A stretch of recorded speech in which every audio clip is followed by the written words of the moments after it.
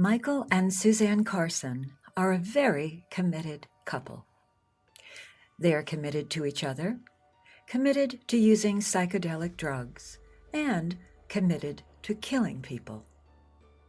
Between 1981 and 1983, the married duo, also known as the San Francisco Witch Killers, murdered 3 people and are suspected of slaying many more. They were captured in 1984, convicted, and are both currently incarcerated at California's Mule Creek State Prison. In 2012, I wrote to Michael Carson and asked if he had been romantically involved with any pen pals during his time at Mule Creek. He wrote back, quote, "My only true lover is my wife of 35 years, Suzanne, who I married years before we were both arrested." Close quote. What an arresting testament to commitment, proving once again serial killers believe that couples who slay together stay together. I'm Joy Krause.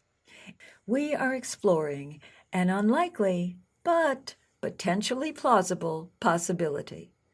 Could this serial killer duo's extreme methods of devotion divulge a relationship love hack?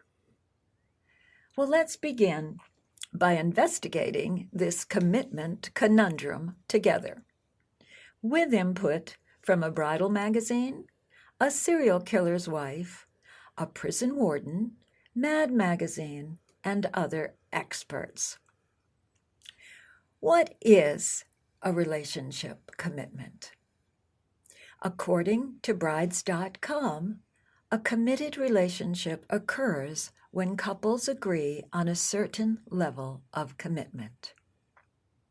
So, what or who or how are those levels determined? And what level of commitment is supposedly the deepest, most authentic? Is it marriage? Michael and Suzan Carson apparently think so. But what about couples who live together? Is monogamy more committed than open or fast and loose relationships?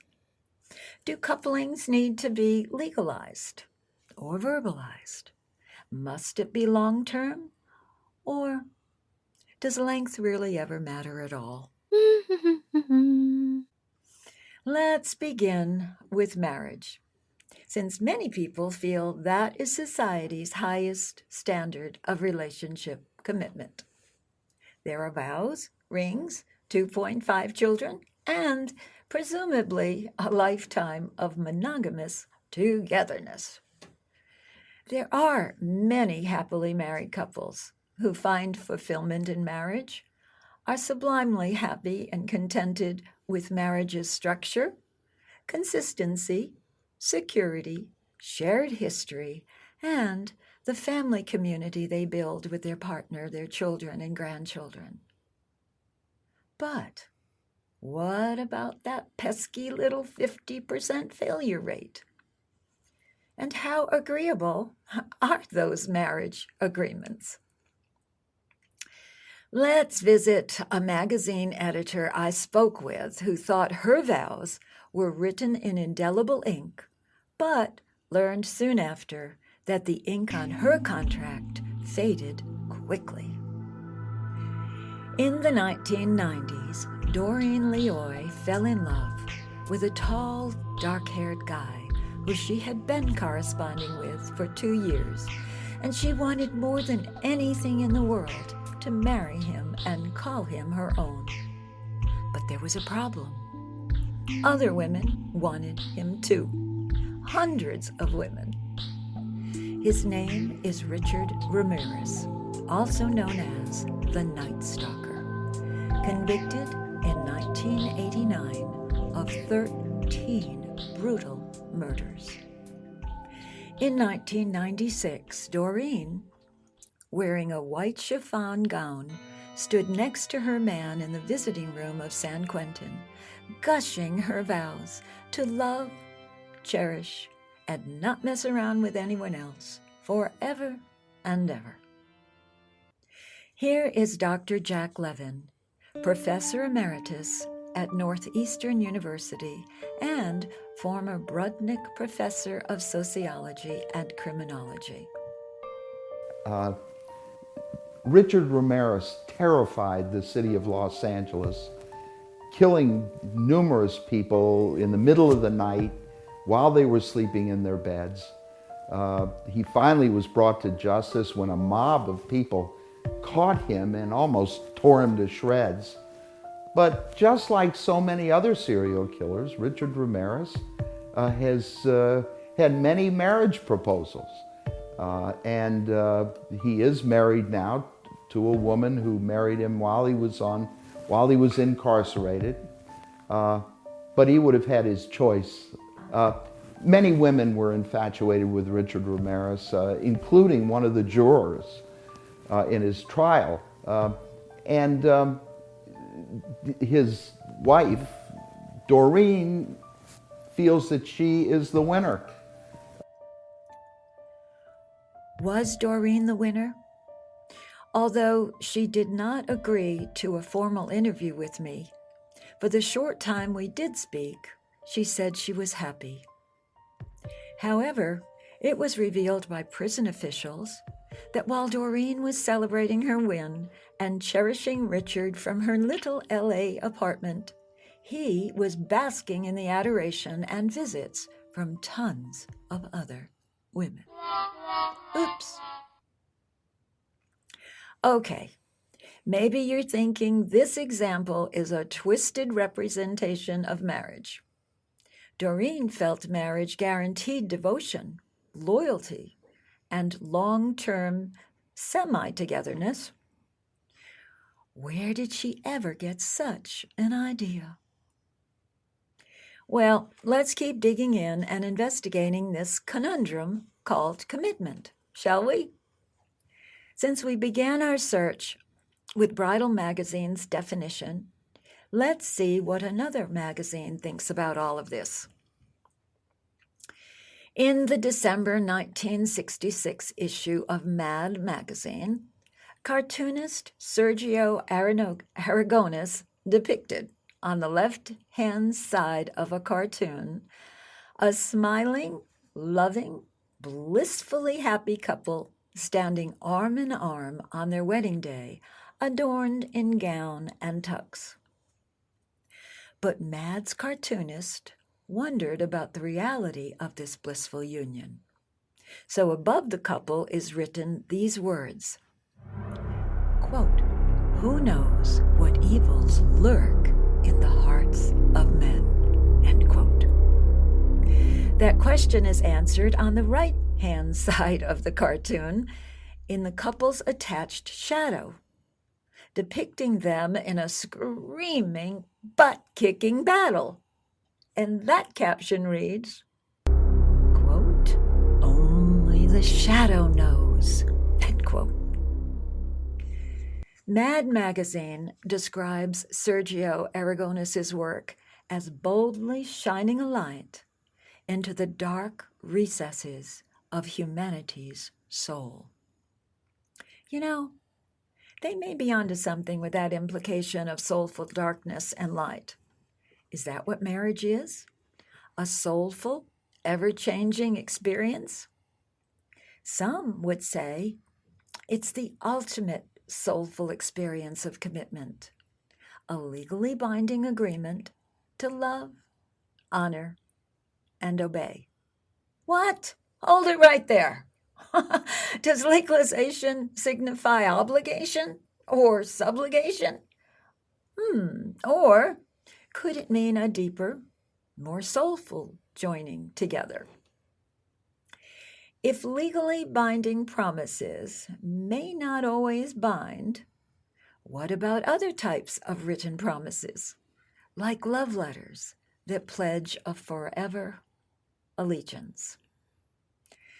Who better to chime in about this than Robert Ayers, former warden of San Quentin, who was right there with Charles Manson, Scott Peterson, and other notorious prisoners.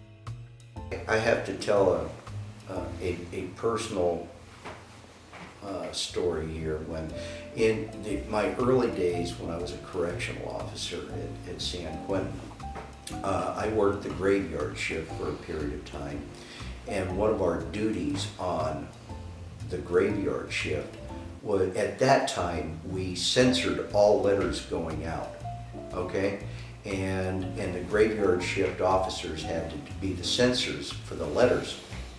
And we would come into work, and you'd get a stack of letters to carry off to your assignment, and you did some of the routine duties, and then when you had a break, you sit down and go through these letters and censor them.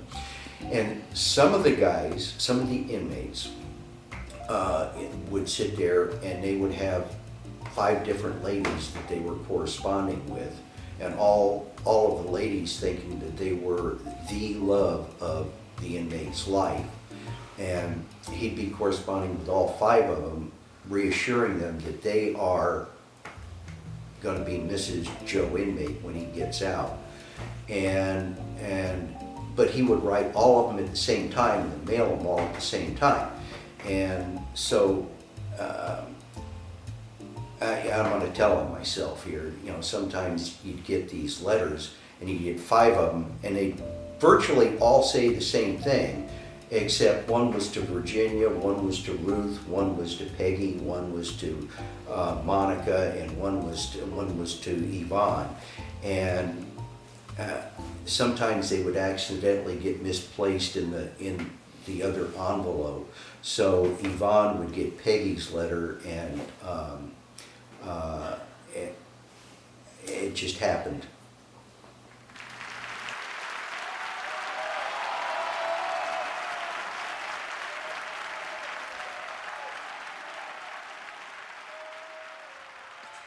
What does happen with promises is that once a promise is made, we expect people to keep it, don't we?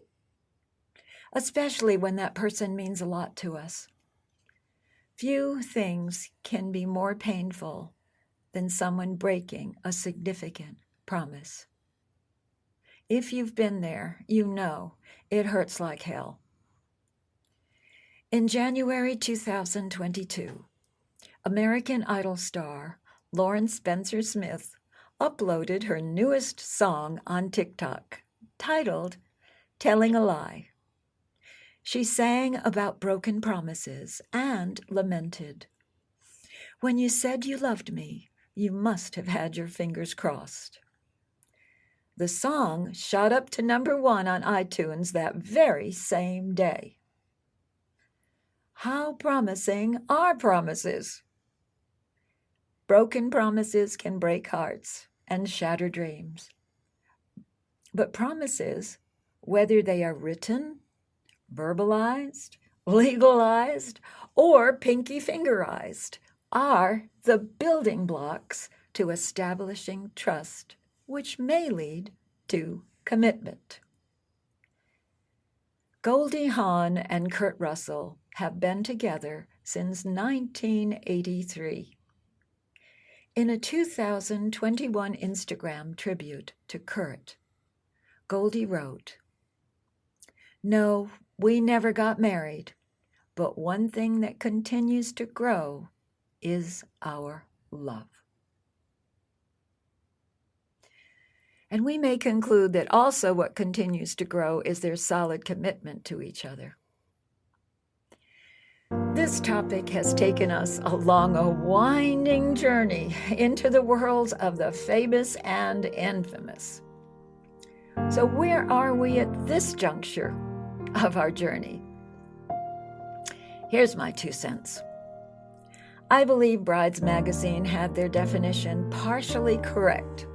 Commitment depends on a couple's level of commitment, and it is different for all couples. However, the word level is a noun, and I believe Commitment is a verb, an action, a continuously evolving, day-by-day doing. Commitment to serial killers Michael and Suzan Carson meant, among other things, longevity, marriage, and loyalty forever.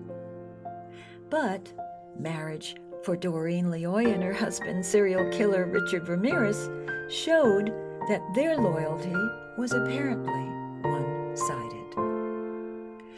Our San Quentin warden and Lauren Spencer Smith talked about broken promises. And Mad Magazine's portrayal was dark, but mentioned soulful enlightenment. I believe they were onto something, as were longtime partners Goldie Hawn and Kurt Russell. Because I feel a relationship commitment means more than just sticking around, or signing legal documents, or racking up a bunch of years together. It's a deeper bonding, a mutual desire to express devotion, a shared feeling of wanting to give the best we have, a fairness, a hope of forever, but an understanding that forever is never guaranteed. Commitment is complex and nuanced. Some of us find bits and pieces of it throughout our lives, while others find large chunks. You'll know it when it's there and when it isn't. I'm Joy Krause. I sure have enjoyed being with you as we've explored the big C in relationships, and I hope you will join me next time as we wander through the ins and outs of sex. And that wraps up another intriguing case at Killer Love Hacks. If you're itching for more clues on the mysterious ways of love, don't forget to follow us on Apple Podcasts, Spotify, or right from our Love Detective headquarters at killerlovehacks.com, so you'll never miss a case. Subscribe, leave a review, and help us spread the word by sharing the podcast with your true crime love detective buddies. Until next time, keep your heart open and your eyes peeled. Who knows where the next clue will lead? Happy sleuthing, Killer Love Hackers!